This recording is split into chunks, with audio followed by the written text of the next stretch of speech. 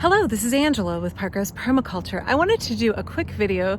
I am up at my parents' house about 1 block away from my house here in Zone 8B in Portland, Oregon. It's quite a sunny early evening here in July, and it is time to harvest the lavender and lavandin in my mother's garden. So my garden, all of my lavender is in more sun, and it is already done. It's past the point that you want to harvest it. So I harvested a bunch last week and put it in our farm stand. So thank you to everybody who came out and purchased some or took some. I hope that you're able to find it useful. What I put out was English culinary lavender. And behind me here, I have a lavandin. Now I have some older videos on the difference between lavenders and the hybrid lavenders. This is a hybrid and it creates these very long stalks and these very long spires of blossoms. So you want to cut them when they're still in bud form, if you want to use them in sachets for drying, if you want to use them in salves and things like that. Anything where you would want a really aromatic lavender, you can use lavandin. Just such a nice, beautiful looking lavender. Now here, we're at the edge of the woodland garden and you can see that this plant has been reaching for the sunshine. It's a little too shady over here. So this is not ideal, but it's an old plant. When it was first planted, the forsythia and the dogwood in front of it were very small and it got tons of sun.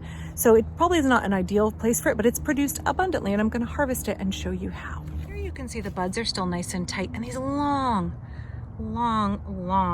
stems make it really nice for cutting and for making lavender bottles with.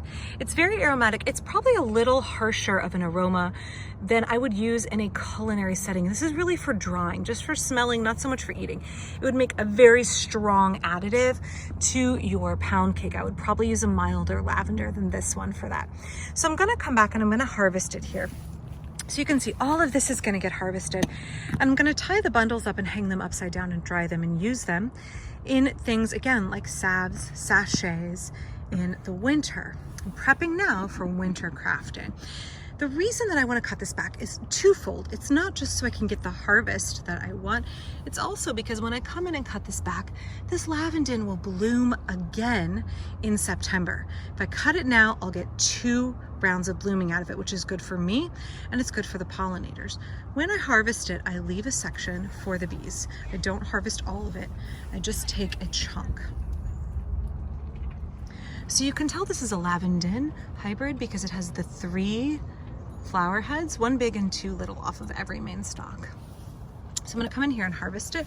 When you harvest it, you want to cut, you can see when you harvest it, you can see at the base of a lavender, it gets real kind of dead and woody looking and kind of gray foliage. I want to clip about 1.5 inches away, leaving this green, and then it will regenerate and bloom again. I don't want to cut all the way back into the dead wood when I'm harvesting. I'm going to cut about right here. So when I go to cut my lavender or lavandin, I just use little bits of cotton string or yarn that I get at the thrift store. This is just mercerized cotton that I think was 25 cents for a spool at the thrift store. I want something that will compost at the end, or if I'm going to throw a bundle of herbs like rosemary or lavender into my fireplace to create an additional aroma in the winter, I want something that is safe to burn, so I only use cotton. Okay, I'm going to do a little cut in here.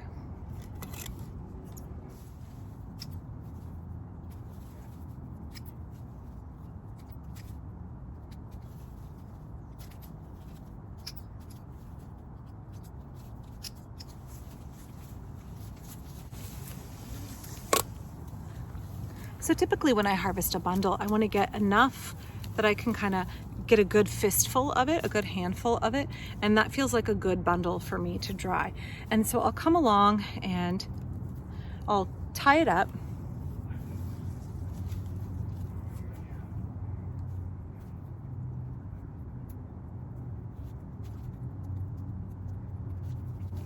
And then I come back and I trim the ends so it's nice and even.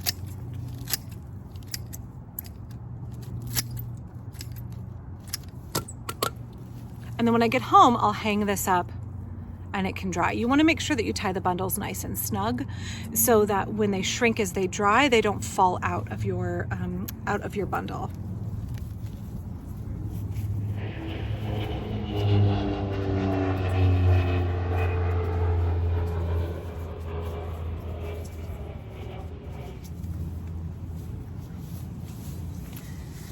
So I said earlier that I want to leave some for the bees. I've noticed as I've been cutting, there are bumblebees in here. What I want to do is make sure that I grow several different lavenders, and some of them I don't harvest at all, and I leave them for the bees until they are completely done blooming, completely spent, and then I will cut them back so they'll bloom again in September.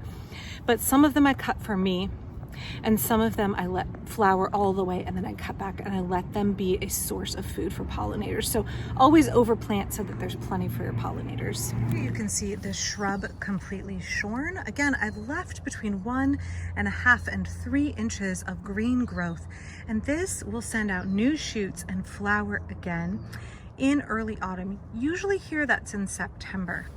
I wanted to make sure I didn't cut all the way back into the brown gray growth here, but I left that little bit of green growth, and it will regenerate. It's good for the plant. It will make sure that I have an additional harvest later in the year. So thank you for watching today. I got 4 big bundles of lavandin that I can use for crafts in the winter. I'm going to take them home and hang them upside down to dry. I hope this video was helpful for you. I hope that you know that you can harvest your lavandin when it is in bud, leaving 1 to 3 inches of green growth as you shear the plant back, and that it will give you a second harvest at the end of summer, beginning of autumn. I hope that you are staying well and safe, and I will be back soon from my own permaculture garden here in Portland, Oregon. Thanks.